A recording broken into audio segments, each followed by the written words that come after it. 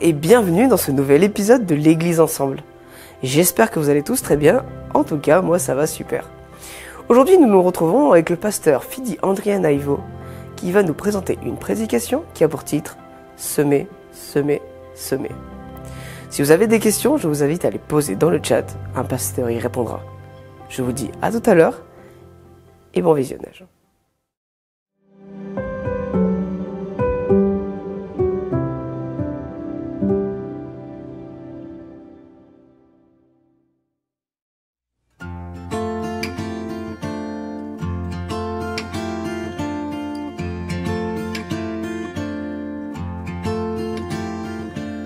Mon Dieu, plus près de toi, plus près de toi,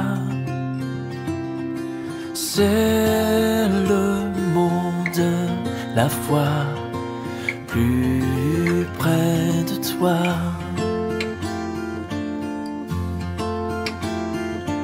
Plus près de toi, toujours, plus près de toi. Donne-moi ton secours, soutiens ma foi. Même alors que l'épreuve débordant comme un fleuve me rapproche de toi, plus près de toi.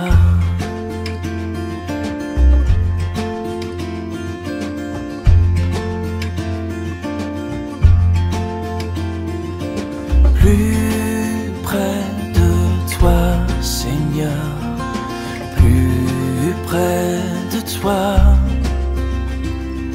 Tiens-moi dans ma douleur, tout près de toi. Alors que la souffrance fait son œuvre en silence, toujours plus près de toi, Seigneur, tiens-moi.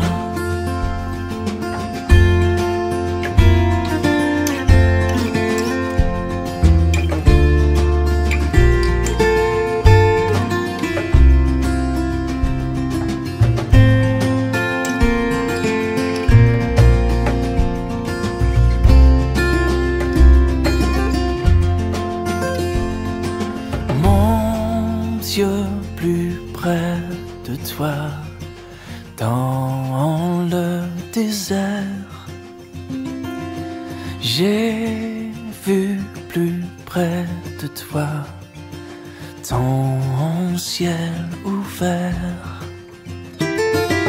Pèlerin, bon courage, ton chant brave l'orage.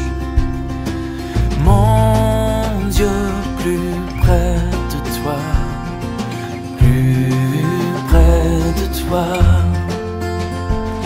Oui, pèlerin, bon courage, ton chant brave l'orage. Mon Dieu, plus près de toi, plus près de toi.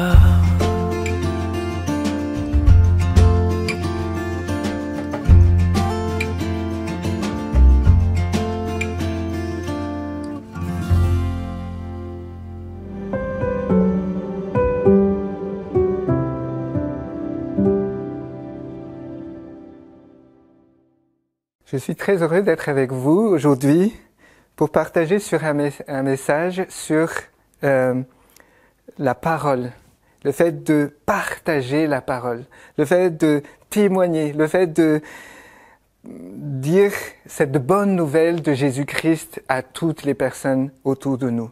Alors je sais que c'est quelque chose qui nous tient à cœur, quelque chose qu'on veut faire, quelque chose qu'on a même déjà fait, mais parfois on a rencontré des obstacles, on a rencontré des difficultés, et on n'ose pas, ou on n'ose plus, ou on hésite, ou on y va, mais avec beaucoup de prudence, ou sinon on choisit les personnes vers qui aller. Aujourd'hui, le message, c'est de nous dire semer, semer, semer, semer. 4 fois. Et j'insiste sur le fait de ne pas s'arrêter, de persévérer et de semer jusqu'au bout. Et le texte que nous allons utiliser pour réfléchir et tirer des enseignements ensemble, c'est bien sûr cette parabole du semeur que nous trouvons dans Matthieu chapitre 13. Parabole que Jésus a racontée pour parler de ce qu'un semeur fait. Alors je vous invite à le lire, à l'ouvrir avec moi, même si vous le connaissez déjà très très bien. Donc dans Matthieu chapitre 13, que nous pouvons lire comme ceci, à partir du verset 4. Le semeur sortit pour semer. Comme il semait, des oiseaux tombèrent le long du chemin. Les oiseaux vinrent et les mangèrent. D'autres tombèrent dans des endroits pierreux, et il n'y avait pas beaucoup de terre. Ils levèrent aussitôt, parce que la terre n'était pas profonde. Mais quand le soleil se leva, ils furent brûlés et se desséchèrent, faute de racines. D'autres tombèrent parmi les épines, et les épines montèrent et les étouffèrent. D'autres tombèrent dans la bonne terre, et ils finirent par donner du fruit. L'un 100, l'autre 60, l'autre 30. Que celui qui entende, que celui qui a des oreilles, entende. Alors dans ce passage, Jésus nous montre l'exemple d'un semeur. C'est quelqu'un qui sort, c'est un semeur qui sort pour semer. Et comme il semait, des graines tombèrent. Parfois, comme ce qu'il est dit ici, c'est que les grains ne tombent pas sur la bonne terre. Et une fois qu'on le sème, tout de suite, d'autres choses récupèrent les grains et que ça ne donne rien. Et bien souvent, c'est ce qui nous arrive. On raconte, on partage la parole de Dieu qui n'est autre que le grain en fait. La parole du règne de Dieu, du règne des cieux. Mais les gens ne comprennent pas. Ils n'entendent pas et ils ne savent pas ce qu'on veut dire exactement. Donc ça passe simplement et à la fin ils disent « Non, cela ne me concerne pas là, cela ne m'intéresse pas ». Et souvent, on reçoit ces réponses-là plusieurs fois. Et à la fin, on se décourage et on se dit « De toute façon, les gens ne sont pas intéressés ». Mais ça, c'est que une partie des terrains. C'est que le premier semé. On sème, mais ça ne donne pas de résultat. Pire encore, tout de suite, ce qu'on sème est retiré par le mauvais. Mais la deuxième chose, c'est qu'on continue à semer. Le semeur ne se décourage pas. Il continue à semer, mais ça tombe dans des terres, on dit que c'est des terres pierreux. Et c'est comparé à des terrains où les personnes qui reçoivent la parole, ils le reçoivent tout de suite avec beaucoup de joie, mais après, les difficultés ou les persécutions arrivent et ces personnes se découragent tout de suite. Et les personnes disent « Ah non, je ne veux pas aller plus loin parce qu'après on va me regarder mal. Après, on me considère comme quelqu'un qui fait partie de groupes qui n'est pas trop fréquentable. » Et les gens se découragent. Et nous aussi qui semons, alors qu'au début, c'était bien entendu, mais quand les personnes sont découragées par leur entourage et par les personnes qui les environnent, on se décourage nous aussi. Mais le passage nous dit qu'il ne faut pas qu'on s'arrête à ces moments-là. Il faut qu'on continue à semer. Continuons à semer. Et Jésus, dans sa parabole, dit que les autres grains tombent dans des terres, mais où il y a d'autres plantes qui sont déjà sur place et qui parfois, ces autres plantes, couvrent. Et ceux qui font du jardin, vous remarquez, ou même de manière générale, vous remarquez que sur des terrains, souvent on prend beaucoup de temps pour prendre soin du terrain. Et il y a toujours des mauvaises herbes qui poussent. Et très souvent, ces mauvaises herbes passent au-dessus, en fait, et couvrent.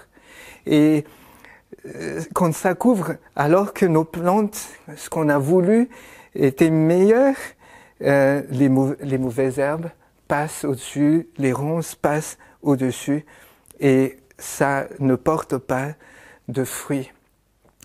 C'est ce qui arrive souvent aussi quand on partage la bonne nouvelle. Des personnes entendent ces bonnes nouvelles, des personnes suivent ces bonnes nouvelles, et elles commencent à les mettre en pratique dans leur vie.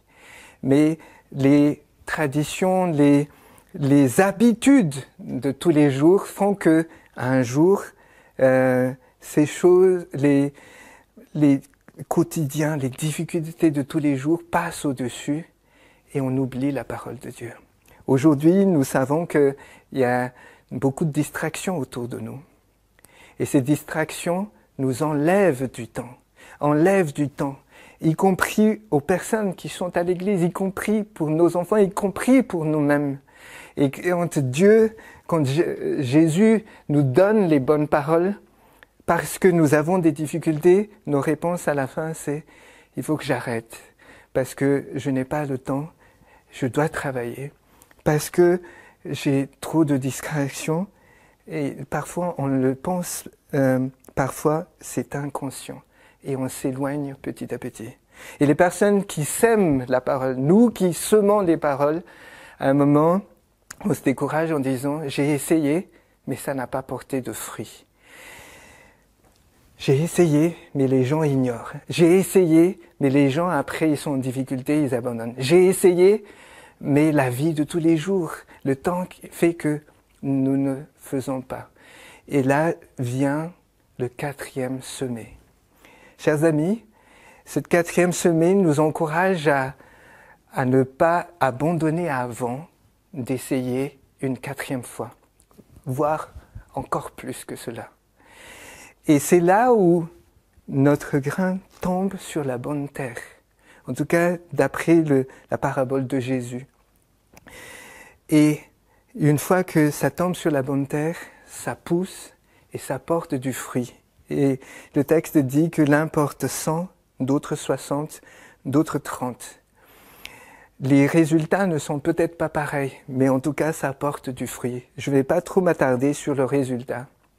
Mais j'aimerais simplement qu'on retienne ceci, que si nous persévérons à semer la bonne parole, un jour ou l'autre, ça portera ses fruits. Il y a des personnes qui sont autour de nous, qui attendent que nous partagions la parole. Imaginez que des voisins à nous connaissent des bonnes nouvelles. Et parce qu'ils nous connaissent, et ils savent à peu près qui nous sommes, et ils ne nous partagent pas ces bonnes nouvelles parce qu'ils pensent que ça ne nous intéresserait pas. Et si un jour, ça arrive le moment où on rencontre avec eux, et que on sait qu'ils avaient quelque chose, qu'est-ce qu'on leur dira? On leur dira, mais pourquoi tu ne m'as jamais dit cela? Pourquoi tu ne m'as jamais partagé cela? Imaginez que un jour, nos voisins nous diraient, mais pourquoi tu ne m'as jamais parlé de Dieu? Pourquoi tu ne m'as jamais parlé de toutes ces belles choses, de merveilleuses choses dans la parole de Dieu? Quand il m'arrive de partager les mystères de la bonne nouvelle à des personnes qui ne sont pas habituées à la Bible, régulièrement et très souvent, ce que ces personnes racontent, c'est que c'est merveilleux. Mais en fait, on a rencontré tellement.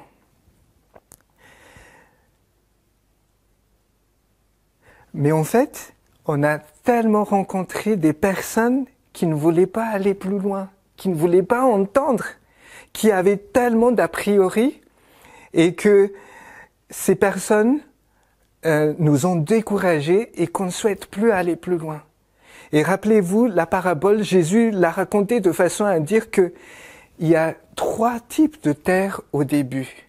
Peut-être qu'au début, pendant les 3 premiers mois, les 3 premières années, tu vas partager la parole, tu vas raconter, tu vas prêcher, mais que personne n'entendra. Mais Jésus dit, ne te décourage pas parce qu'à la fin, il va y avoir des résultats. Alors, peut-être que les résultats ne nous satisferont pas parce qu'on veut que ce soit 100%. On veut que quand on partage la parole, que les personnes tout de suite acceptent. Mais soyons conscients que une partie, voire une grande partie de ce qu'on partage ne portera rien. Et si je fais un calcul rapide ici, 25% seulement portent du fruit. 75% ne portent pas de fruits, ne portent aucun résultat. C'est-à-dire que si on sème 4 fois, seulement 1 fois sur 4, on aura du résultat. Et encore, les résultats ne sont pas pareils. C'est un message pour nous encourager à continuer à persévérer. Et pourquoi il faut continuer à persévérer? Parce que l'enjeu derrière est très important. J'aimerais vous inviter à lire avec moi dans Romains chapitre 10. Romains chapitre 10, où l'apôtre Paul parle de ces personnes qui vont entendre la parole de Dieu, et parce qu'ils entendent la parole de Dieu, ils vont croire. Ou l'inverse. Peut-être qu'ils ne croiront jamais. Pourquoi? Parce que personne n'aura proclamé. Et je vous invite à lire donc dans Romains chapitre 10, au verset 14, qui dit ceci. « Comment donc invoquerait-il celui en qui ils n'ont pas mis leur foi? Et comment croiraient-ils en celui qu'ils n'ont pas entendu proclamer? Et comment entendraient-ils s'il n'y a personne pour proclamer? » Si les personnes n'entendent pas proclamer, ils vont pas croire et ils vont pas invoquer. Et vous pouvez imaginer la suite. Ces personnes ne seront pas sauvées. Il y a des personnes qui sont autour de nous, des gens de notre famille qui parfois ne savent même pas que nous sommes chrétiens. Il y a des collègues de travail qui ne savent même pas que nous avons quelque chose de merveilleux. Chers amis, nous savons que le message que Dieu donne, que le message que Jésus nous a confié est un message bon, un message puissant, un message qui donne la joie, qui donne l'épanouissement dans la vie. Nous savons que c'est un message qui transforme les cœurs. Nous savons que c'est un message qui transforme la vie. Mais si personne ne parle ce message, où est-ce que ces personnes vont trouver cela? C'est un appel aujourd'hui pour nous dire, peut-être que tu as déjà proclamé avant et tu as essuyé beaucoup de refus. Mais Jésus nous appelle à ne pas nous décourager et de nous dire, continue, persévère. Tu as semé 1 fois, continue une 2e fois. Si ça n'a pas de résultat, continue une 3e fois. Et tu verras, peut-être une 4e fois, il y aura un résultat. N'abandonnons pas, car les enjeux sont là. Des personnes vont croire parce que tu continues à parler, tu continues à persévérer. Et le texte nous dit au verset 14 du Romains chapitre 10, « Et comment proclamerait-on si l'on n'est pas envoyé? Et ainsi qu'il est écrit, qui sont beaux les pas de ceux qui annoncent les bonnes nouvelles. » Vous savez que le fait d'annoncer la bonne nouvelle, ce n'est pas une option. Quand Jésus est parti, avant de partir, il a dit à ses disciples, « Voici, je vous envoie un autre consolateur. » Et il dit, « Quand vous recevrez le Saint-Esprit, vous aurez une puissance et vous serez mes témoins. D'abord à Jérusalem, en Judée, en Samarie et jusqu'aux extrémités de la terre. » Ce n'est pas une option d'être témoin. Ce n'est pas une option de proclamer la bonne nouvelle. Alors chacun a sa manière de le faire, chacun a sa façon de le faire. On n'est pas obligé de copier l'autre, on n'a pas tous la même manière de le faire, mais on est tous des témoins. On a tous vu comment Dieu a agi dans notre vie. Et cet appel nous dit que on ne devrait pas abandonner. Pas à cause du terrain en face, pas à cause de la réponse de la personne en face. Il faut qu'on continue jusqu'au bout. Et j'aimerais nous encourager à aller jusqu'au bout parce que les personnes attendent d'être sauvées. Il y a des personnes qui attendent de recevoir cette bonne nouvelle. Alors pour conclure ce message, j'aimerais vous inviter à mettre en pratique cet encouragement pour semer quelles que soient les situations et semer 4 fois. J'aimerais vous inviter à repérer 4 personnes dans votre entourage, à prier pour ces personnes, pour que Dieu puisse préparer les cœurs, mais à prier pour vous aussi, pour que Dieu puisse vous donner sa force et son courage. J'aimerais vous inviter à votre manière et selon ce que Dieu vous dise et qui vous inspire. Et pensez à ces personnes et peut-être écrire sur un petit papier, vous écrivez un message d'amour, un message de réconfort, un message que vous pouvez aussi tirer d'un verset biblique que vous adressez à cette personne, mais que vous adressez personnellement à cette personne. Et vous dites que Dieu met cela dans votre cœur et vous le donnez à la personne. Si vous avez peur de la réaction, du rejet de la personne, vous pouvez simplement écrire le message, mettre dans une enveloppe, le donner, et après vous pouvez partir. Ou vous pouvez attendre aussi de voir la réaction de la personne. Mais j'aimerais vous inviter à chercher au moins 4 personnes dans votre entourage et de partager cette bonne nouvelle. Peut-être c'est aussi votre histoire que vous pouvez écrire. C'est peut-être aussi quelque chose, une invitation que vous faites à cette personne en disant « J'ai envie de t'inviter à manger avec moi et j'aimerais te raconter une histoire, comment Dieu a transformé ma vie. » Mais que vous puissiez prendre ce temps et laisser Dieu, par votre intermédiaire, semer la bonne parole. Que Dieu vous bénisse, que Dieu vous garde et qu'il vous donne l'inspiration qu'il faut pour que chacun d'entre vous, chacun d'entre nous, nous soyons des témoins de Dieu et qui semons jusqu'au bout. Que Dieu soit béni. Merci au pasteur Fidi pour ce temps de partage. Vous le savez, vous pouvez donner vos offrandes en cliquant dans le lien qui se trouve en description. Je vous dis bon sabbat et à la semaine prochaine.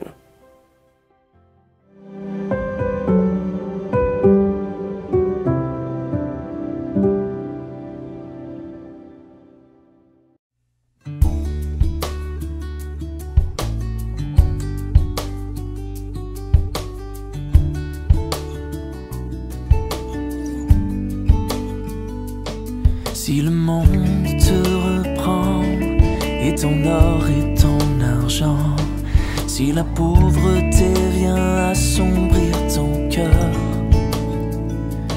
souviens-toi que Dieu là-haut prend soin des petits oiseaux.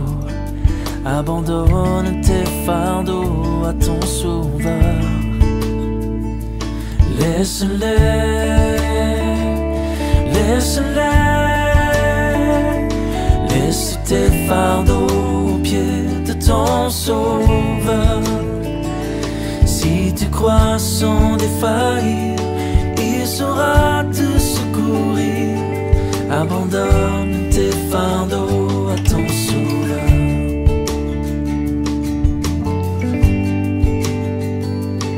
Si ton pauvre corps brisé a perdu force et santé, si tu pleures et tu frémis sous la douleur, Jésus sait, il veut bénir, Jésus sauve, il veut guérir. Abandonne tes fardeaux à ton sauveur. Oui, laisse-les, laisse-les, laisse Laisse tes fardeaux aux pieds de ton sauveur. Si tu crois sans défaillir, il saura te secourir. Abandonne tes fardeaux à ton sauveur.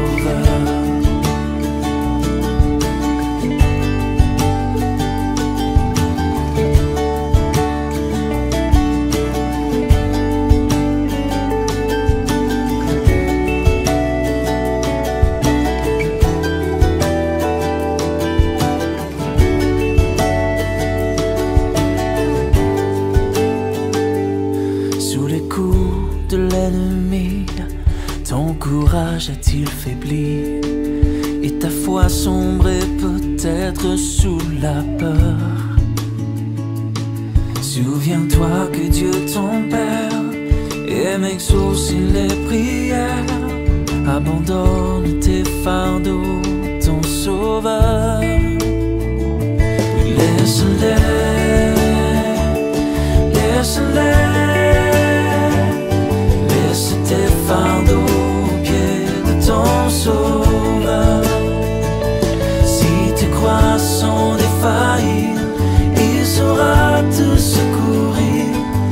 Abandonne tes fardeaux à ton Sauveur.